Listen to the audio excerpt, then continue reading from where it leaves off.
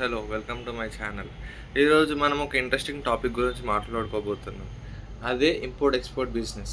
ఆ బిజినెస్ వెనకాల ఉన్న రియాలిటీ, ఇంకా ఆ బిజినెస్ వెనకాల ఉన్న హార్ష్ ట్రూత్స్, ఇంకా కొన్ని డౌట్స్ క్లియర్ చేసుకోబోతున్నాం. ఫస్ట్ మనం ఈ బిజినెస్ గురించి నేను ఎందుకు తీసుకున్నా అంటే, ఈ బిజినెస్లో ఎక్కువ పర్సంటేజ్ ఆఫ్ లాసెస్, అంటే ఎక్కువ లాసెస్ అయ్యేది ఆల్మోస్ట్ బిజినెస్లో ఇదొకటి. అందుకే ఈ బిజినెస్ నేను చూజ్ చేసుకున్నా చెప్పడానికి. బ్రో, ఒక్క విషయం, ఎవరైతే ఇంపోర్ట్ ఎక్స్పోర్ట్ బిజినెస్ యూట్యూబ్ ఇంకా ఇన్స్టాగ్రామ్లో చేసే వీడియోస్, కొన్ని వీడియోస్ ఉంటాయి కదా యూట్యూబ్లో, ఇంకా ఇన్స్టాగ్రామ్లో రీల్స్ చేస్తారు, నేను టమాటోస్ సెల్ చేసి 2 lakhs ఎర్న్ చేశాను, 3 lakhs ఎర్న్ చేశాను, ఆ వీడియోస్ చూసి కనుక ఇంపోర్ట్ ఎక్స్పోర్ట్ బిజినెస్ స్టార్ట్ చేద్దాం అనుకుంటే మీరు చాలా డేంజర్లు ఉన్నారు. మీకు అసలు గ్రౌండ్ రియాలిటీ తెలీదు. అక్కడ ఏం రియాలిటీ ఉంటుందో నేను ఈ వీడియోలో ఎక్స్ప్లెయిన్ చేస్తా, చూడండి. మీకే మైండ్ బ్లాక్ అయి దిమ్మ తిరుగుతుంది. ఇంకా ఆ యూట్యూబర్స్ గురించి మాట్లాడుకుంటే, మీన్స్ ఆ యూట్యూబ్లో చేసే కంటెంట్, ఇన్స్టాగ్రామ్లో చేసే కంటెంట్, వాళ్ళు అసలు ఏం చెప్పరు. వాళ్ళు చెప్పేది ఏంది పైన పైన చెప్తారు, బట్ అక్కడ వెనకాల ఉన్న కష్టం ఏంటిది, అసలు ఏమేమి అవుతుంది అనేది ఏం చెప్పరు. దాని వెనకాల చాలా ప్రాసెస్ ఉంటుంది, దాని వెనకాల మోసపోయే స్కామ్స్ చాలా ఉంటాయి. అవన్నీ చూపించకుండా వాళ్ళు ఏం చూపెడతారు, వాళ్ళు పెద్ద పెద్ద మార్జిన్స్ ఏం చేయొచ్చు, ఏదైనా ఒక్క ప్రోడక్ట్ ఏం చేసి 3 lakhs 4 lakhs వరకు ఒకటేసారి ఏం చేయొచ్చు అని చెప్తూ ఉంటారు. బట్ అది నిజం కాదు. అక్కడ కూడా చాలా లాసెస్ ఉంటాయి. వాళ్ళు అవి ఏం చూపెట్టకుండా ఓన్లీ వాళ్ళు చేసేది యూట్యూబ్లో వ్యూస్ కోసం, ఇంకా సబ్స్క్రైబర్స్ కోసం చేస్తారు. దానికోసం చేస్తూ వాళ్ళు ఇవన్నీ చూపెట్టుకుంటే వాళ్ళ వీడియో చూడరని చెప్పేసి వీటి గురించి చెప్పరు. బట్ నేను ఈ వీడియోలో దాని గురించి చెప్దామని అనుకుంటున్నాను. ఇంకా మీకు అసలు ఈ విషయాలు వద్దు, నాకు ఇవన్నీ తెలుసుకోవడం అనేది ఇష్టం లేదు, నేను అదే లైఫ్లో బతుకుతా, అదే మూడ్లో బతుకుతా, వాళ్ళు చూపెట్టిన ఇన్స్టాగ్రామ్ ఇంకా యూట్యూబ్ రీల్స్ చెప్పే వాళ్ళలాగానే బతుకుతా అంటే అది నీ ఇష్టంలో నేనేం చేయలేను.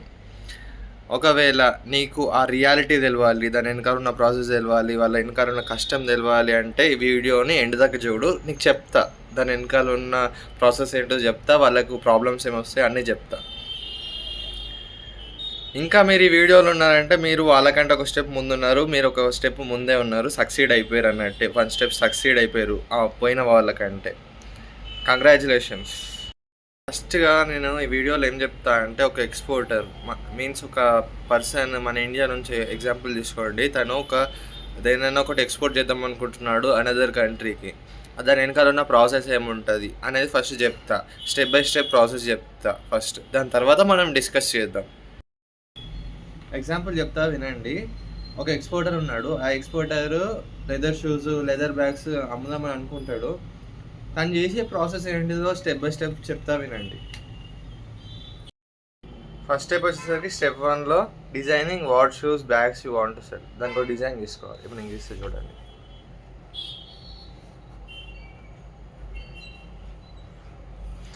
ఇట్లాంటిది ఒక డిజైన్ గీసుకొని ఉంచుకోవాలి. నువ్వు ఎట్లాంటిది అయితే సెల్ చేసుకుంటున్నావు దానికి ఒక డిజైన్ గీసుకోవాలి, దానికి ఒక 3D మోడల్ చేసి ఉంచుకోవాలి. ఇట్లా కాదు, నాకు గీయరాలేదు, గీసిన అంటే నేను ఒక మోడల్ 3D మోడల్ చేసుకొని దానికి ఒక డిజైన్, అట్లాంటి టైప్ ఆఫ్ షూస్ని చేసి పెట్టుకోవాలి ముందే. మీరు ఏదైతే అమ్ముదాం అనుకుంటున్నారో అట్లాంటి దానికి ఒక 3D మోడల్, దానికి ఇంకా ఒక పేపర్ మీద దాన్ని ప్రజెంటేషన్ చేసి ఉంచుకోవాలి. స్టెప్ 2 వచ్చేసరికి నువ్వు ఒక మ్యానుఫ్యాక్చర్ కంపెనీని సెలెక్ట్ చేసుకోవాలి. లైక్ ఇప్పుడు ఇక్కడ 4 books ఉన్నాయి. ఈ 4 booksలో నీకు నచ్చిన బుక్ ఏ సెలెక్ట్ చేసుకోవాలంటే జస్ట్ నువ్వు ఇట్లా కలర్ పిక్ చేసుకోవాలి అంతే. బట్ నువ్వు ఒక మ్యానుఫ్యాక్చర్ కంపెనీ సెలెక్ట్ చేసుకోవాలంటే ఇంత ఈజీగా అయిపోదు. ఒక మ్యానుఫ్యాక్చర్ కంపెనీ సెలెక్ట్ చేసుకోవాలంటే దాని పాస్ట్ ఆర్డర్స్, పాస్ట్లో చేసిన కాంట్రాక్ట్స్ అవన్నీ తెలుసుకొని చూసి మరీ ఆర్డర్ని ప్లేస్ చేయాలి. జస్ట్ కలర్ సెలెక్ట్ చేసినంత ఈజీగా, బుక్ని సెలెక్ట్ చేసినంత ఈజీగా చేయొద్దు. ఇది స్టెప్ 2. స్టెప్ 3 వచ్చేసరికి finding the buyers from USA, Dubai, ఇంకో ఏదో ఒక కంట్రీ నుంచి బయర్స్ని ఫైండ్ అవుట్ చేయాలి. నీ లెదర్ షూస్ బై చేసే ఒక బయర్ని ఫైండ్ అవుట్ చేయాలి నువ్వు. స్టెప్ 4 వచ్చేసరికి నీ దగ్గర ఉన్న శాంపిల్స్ని ఆ ఎక్స్పోర్టర్కి పంపాలి. మీన్స్ నీ దగ్గర ఉన్న లెదర్ షూస్ని తీసుకొని ప్యాకింగ్ చేసి ఆ ఎక్స్పోర్టర్కి పంపాలి. ఎట్లా, Airways or any of the transport ద్వారా నీ దగ్గర ఉన్న వస్తువుని ఆయనకు పంపాలి. ఆయనకు పంపితే ఆయన శాంపుల్స్ చూసి ఒకవేళ ఓకే చేస్తే నీతో కాంట్రాక్ట్ మాట్లాడడానికి రెడీగా ఉంటాడు. స్టెప్ 5కి వెళ్ళే ముందు ఒక లైక్ చేయండి. స్టెప్ 5 ఏంటంటే నెగోషియేషన్. మీన్స్ ఆ బయ్యర్ అయితే ఎవరైతే ఉన్నారో ఆయనతోని ప్రైస్ ఫిక్స్ చేసుకోవాలి. ఈ ప్రైస్ ఫిక్స్ చేసుకునే ముందు అన్ని హిడెన్ కాస్ట్స్ అన్ని కాస్ట్ని బేర్ చేసుకొని మీన్స్ మైండ్లో పెట్టుకొని నీకు టోటల్ కాస్ట్ ఎంత అవుతుంది, లాస్ట్కి నీ ప్రాఫిట్ ఎంత పెట్టాలి, ఎన్ని పీసెస్ కావాలి అన్నీ డిసైడ్ చేసుకొని ప్రాఫిట్ అనేది చూసుకోవాలి. దీనికి ముందుగా నువ్వు అసలు మ్యానుఫ్యాక్చర్కి ఎంత మనీ అవుతుంది, ట్రాన్స్పోర్ట్కి ఎంత అవుతుంది, ఇవన్నీ తెలుసుకొని దాని ప్రైస్ ఫిక్స్ చేయాలి. నీ ప్రాఫిట్ మార్జిన్ చూసుకొని మీద ప్రైస్ ఫిక్స్ చేస్తేనే మీకు ప్రాఫిట్ అనేది ఉంటుంది. ఇది మెయిన్ స్టెప్ అని చెప్పొచ్చు నెగోషియేషన్. స్టెప్ నెంబర్ 6 వచ్చేసరికి ప్యాకింగ్ యువర్ గూడ్స్.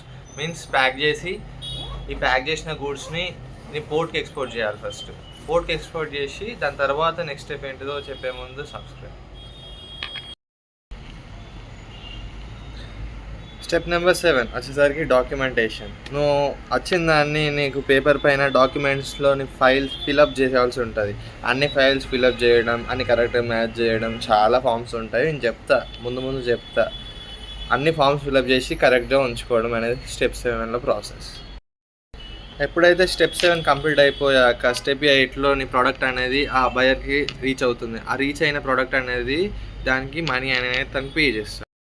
చూసారు కదా, ఇప్పటికైతే ఒక బయ్యర్ అసలు ఏం చేస్తాడు, తన వెనకాల ఉన్న ప్రాసెస్ ఏంటి, స్టెప్ బై స్టెప్ ప్రాసెస్ ఏంటి అని ఎక్స్ప్లెయిన్ చేశాను. ఇప్పుడు మన అసలైన పార్ట్కి వెళ్ళబోతున్నాం.